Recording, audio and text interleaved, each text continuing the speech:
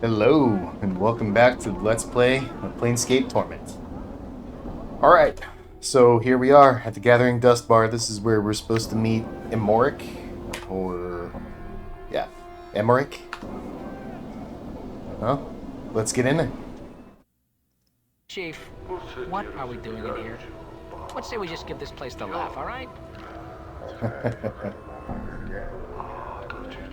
Lots of dustmen. Chidge.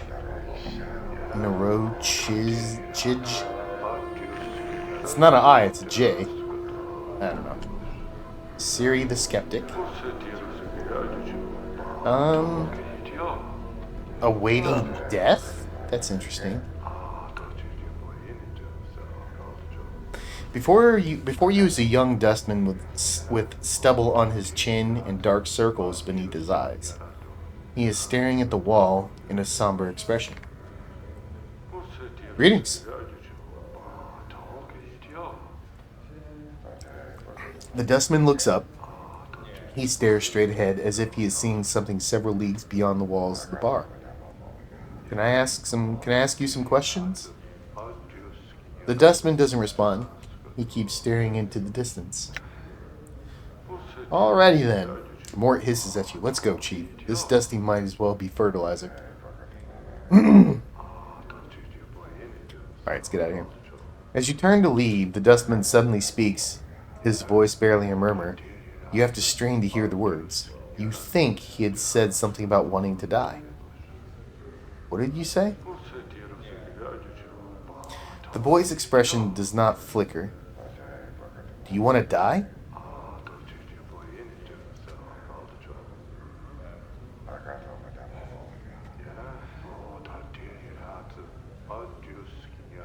No. Do you? Yes. He studies you. Why do you want to live? I don't want to join Oblivion just yet. Oh, no, I like this one better. There are certain questions I need answered about my life before I'm willing to surrender it. I want to find out who I am. The dustman listens silently. After you speak, he does not respond, he merely watches you. He looks like he is thinking. Do you want to die? Is that why you asked? Yes.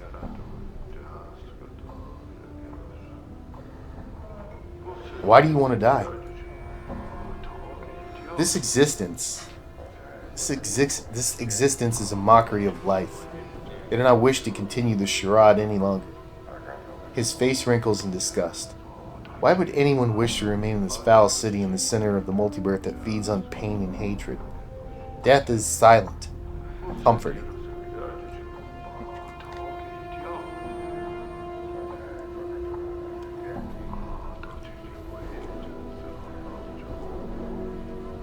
That's a bleak outlook.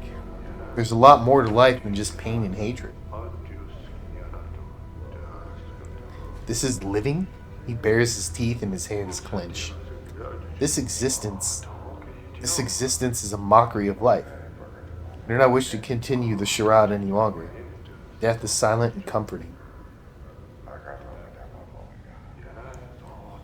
Trust me, it's not. The boy seems irritated by the comment, and how do you know?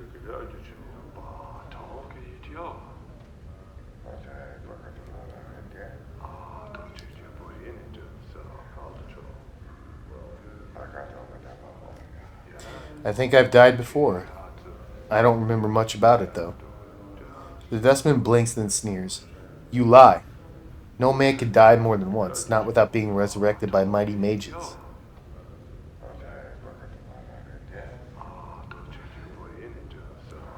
If I die and remember, I will return and speak of it to you. Then you may gauge whether or not I lie or not. Farewell. That seems like a fair enough answer. I'm just going to call this guy Narochi. Naroch? I don't know. You see a spindle-thin dustman in dirty black robes. His stiff black hair springs forth from the skull like a crown of spikes, and his leper white skin is drawn sharply across his skull. He is frowning into his drink and mumbling to himself. Greetings. The dustman looks up, blinks once, then looks up at you and down, studying you. Looks you up and down, studying you. As he studies you, he takes one of his spiked locks and points at himself with it. Naroch. Initiate, Dustman, Guard. You look troubled, Naroch. Naroch touches his face and traces the shape of a frown with his fingers. Troubled, yes. What's wrong? The dustman looks you up and down. Many troubles I have. Help can you? A mausoleum awakes. The dead walk. The dead disturbed. The dustman disturbed. Find out what disturbs the undead. And copper coins I will pay. Very well. Where is this mausoleum? I think we saw that to the north. Updated my journal. Naroch nods. Mausoleum by Dustman Memorial. Go north and west from Black Monument. Go to Arch and a semicircle over your heart with this finger. Make this. Wait, hang on. Go north and west from Black Monument. Go to Arch in a semicircle over your heart with this finger. Make. He wiggles the index finger on his right hand. The mausoleum with you. To the mausoleum go you will. Okay.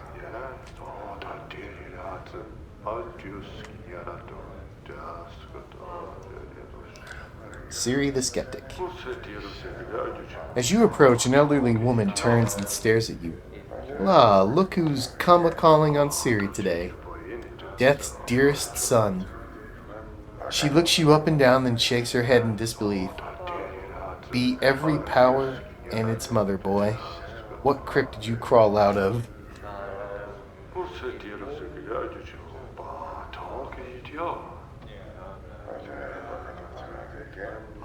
I'm fresh from the mortuary, actually. That's so. She raises an eyebrow. Warms my ears to hear that you gave that place the laugh, boy. Not much of a watering hole from one who isn't relieving themselves. She sniffs. Too many cobwebs and dusty minds. You don't like the mortuary? Aren't you a dustman? A dustman? I suppose. Siri sniffs. I've seen enough sand pass through the hourglass while wearing these robes. This body's almost ready to pay the ferryman. She chuckles, but there's not much mirth in it. Are you afraid of dying? Of course I am, boy. Who isn't? She frowns and glances around. Well, except dustmen. They're not afraid because they've been swallowing so much of their own bat droppings over the decades. They've blinded themselves to thinking that death is some kind of release. You don't sound much like a dustman. She shrugs. I guess the dustman robes don't fit me as well as they used to. What happened? She shrugs. Life, I suppose. She frowns. Never you mind. I won't bore you with the niggling details.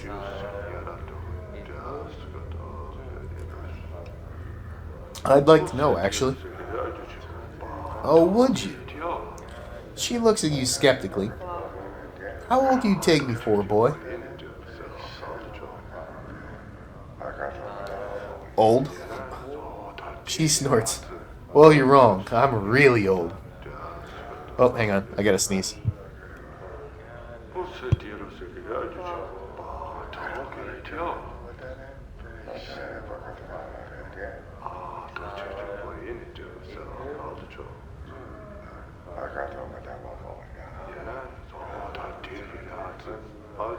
Oh, okay. Excuse me. Anyway, I'm really old. Now I've spent most of my long years teaching dustmen. I've seen many dustman whelps grow within the order. taught them the ways of the faction, kept the faith, preached the tenets of the faction, she frowns. And so on and so on. No questions, no doubt. This life was merely an antechamber that led to the true death. So what happened? Well, a half month back, I went sick with the fever. I thought it was the end. It rattled my cage. How? Her face becomes as stone. There's something about having your faction's members circle around your deathbed like a pack of pale-faced ghouls, nodding and agreeing that your suffering and dying is all for the best. Oh, Siri is so fortunate. She shall soon be relieved of the burden of life. Burden of life. That's when it struck me. What struck you? That there's something... A queer expression comes over her features. That there's something addled about not appreciating your life. The dustman keeps saying that life is misery and suffering. Is it? That we should be happy to pass on to the oblivion? Should we? Questions, questions, and precious few answers.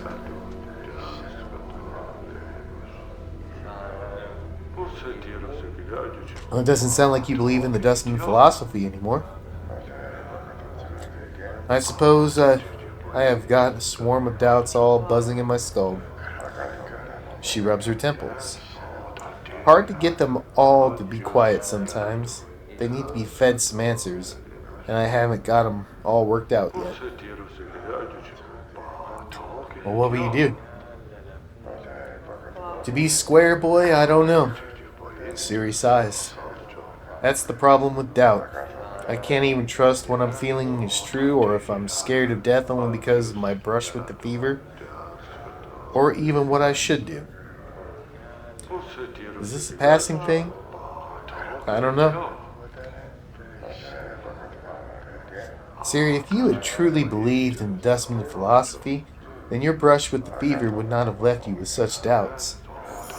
That's a damn good point. That's a damn good point. Siri stares at you, then nods slowly. Maybe so. Maybe so.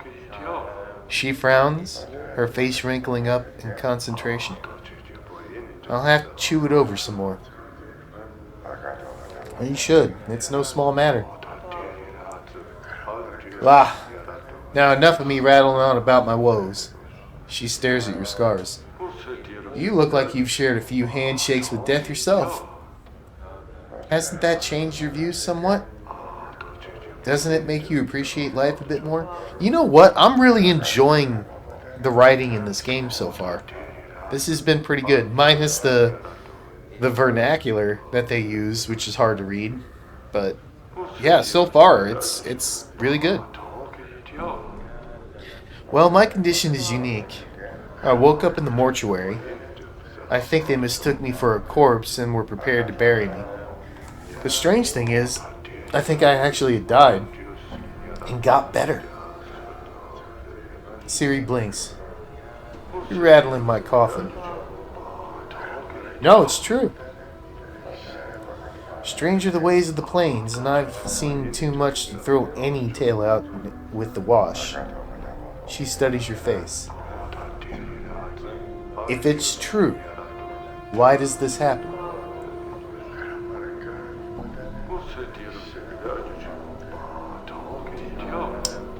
I don't know.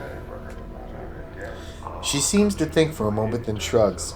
Makes two of us, then. It's most peculiar. Never heard of anything like that. It's a shame about the memories. Well, do you have any ideas why this happens? Nay, not a one. Never knew anyone who death wouldn't take until now.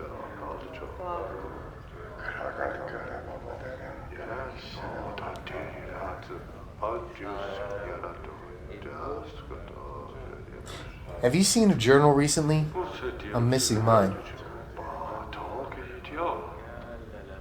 What does it look like? I have no idea.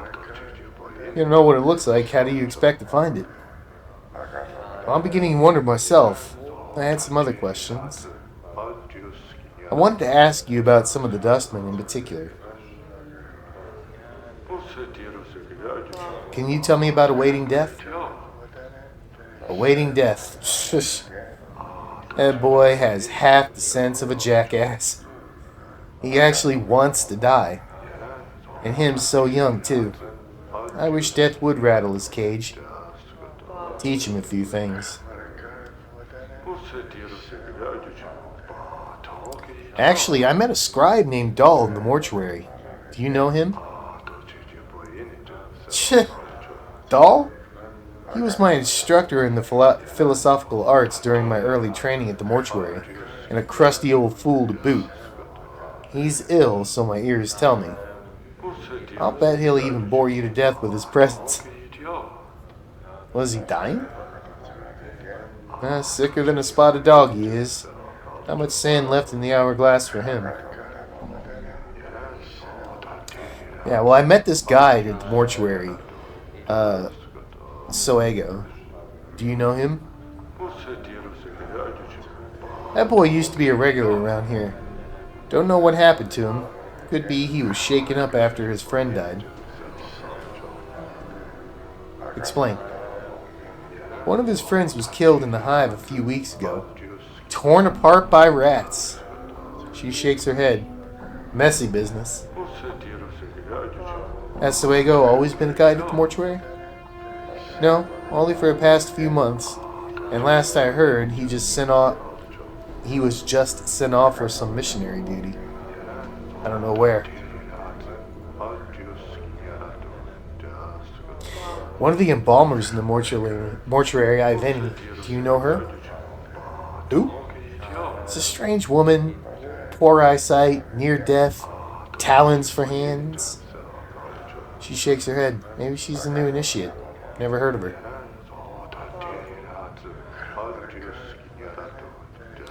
Well, I'm searching for a man named Feyrod. Have you heard of him? Siri's face crumples into a frown. That dog, he's the worst of the collector lot. I heard he has a kip set up somewhere in Ragpicker Square, many streets west of the mortuary gate. It's a dangerous place. It's a dangerous place, though. Some of those collectors aren't patient enough to wait for folks to die so they can sell them for jink.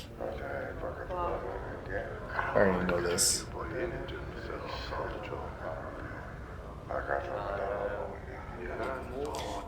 Well, I'm going to take my leave. It was good talking to you.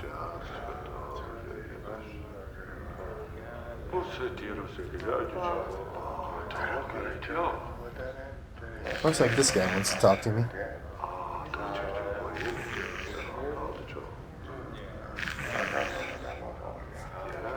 Mortai Gravesend.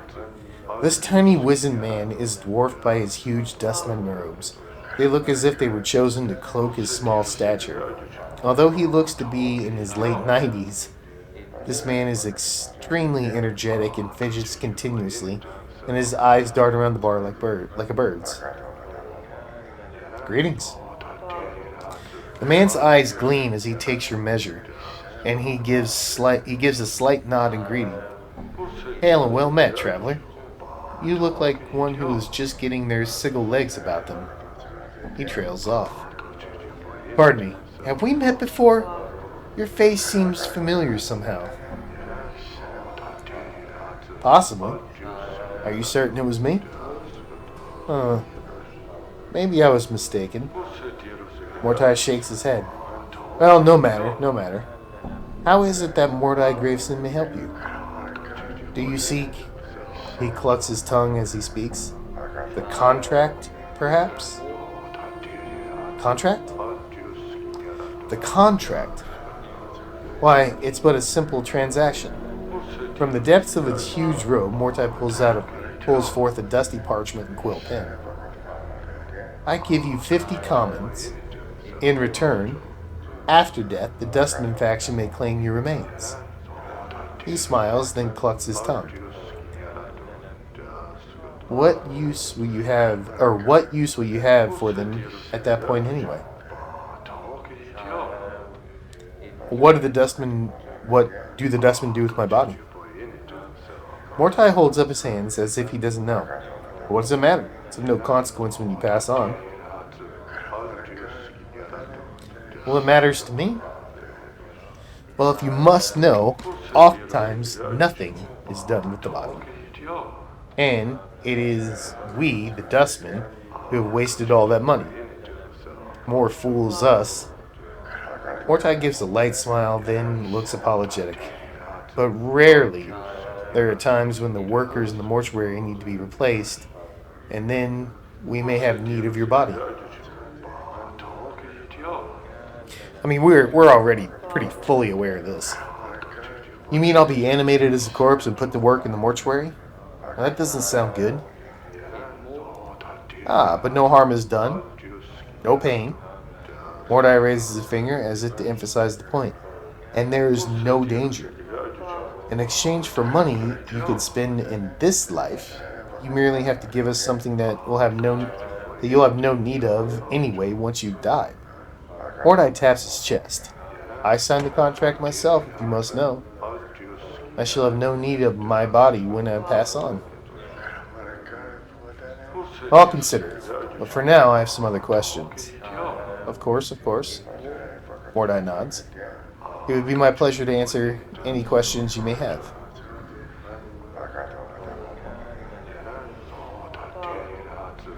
Have you seen a journal recently? I'm missing mine. Mordai shakes his head. I know nothing about a journal. He smiles. I deal with documentation of a much different sort. You mean the contract you mentioned? What about it?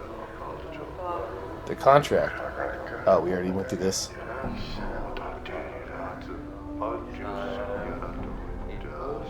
Can you tell me about some of the patrons here? Of course. Which of the patrons did you wish to know about? Can you tell me about awaiting death? A troubled initiate. Mordai clicks his tongue disapprovingly. He seeks death with a passion that is most inappropriate for a dustman. Are dustmen not allowed to feel passions? Oh my, yes. Mordai frowns. Too much passion, too much emotion prevents one from reaching the true death. To be passionate runs contrary to the philosophy of our faction. We already know what the true death is. Can you tell me about Siri? A troubled initiate. I heard she had contracted a sickness not long ago and it changed her. She seems bitter and angry. And she does not speak, the dustman believes with the conviction she once did. I fear that bitterness is a passion that could jeopardize her position within the faction.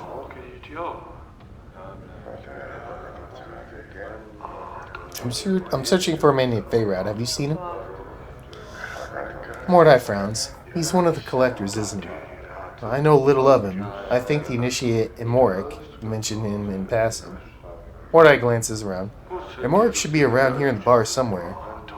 He can be found in the far corner at the head table, I believe. Well, that's all I wish to know. Farewell. Mordai nods as you turn to leave. Huh. He has a strange expression on his face. Is there something wrong? Mordai frowns. Forgive me, but I must ask again. Are you sure we haven't met before? I mean, it's possible, but I don't recall you. Well, no matter. Yes. Farewell. Mordai studies you as you leave, and you hear him mutter under his breath. Something about that one. And there's Emorik. Alright. Wow. That went quick. We will go ahead and... Oh, Old Copper Eyes. We'll talk to him. Anyway, we'll go ahead and end it here. And, thank you all for watching. If you have any comments, suggestions, tips, or you need to correct my pronunciations, Please do so in the comments below, and I hope you all join me for the next one. Thank you for watching.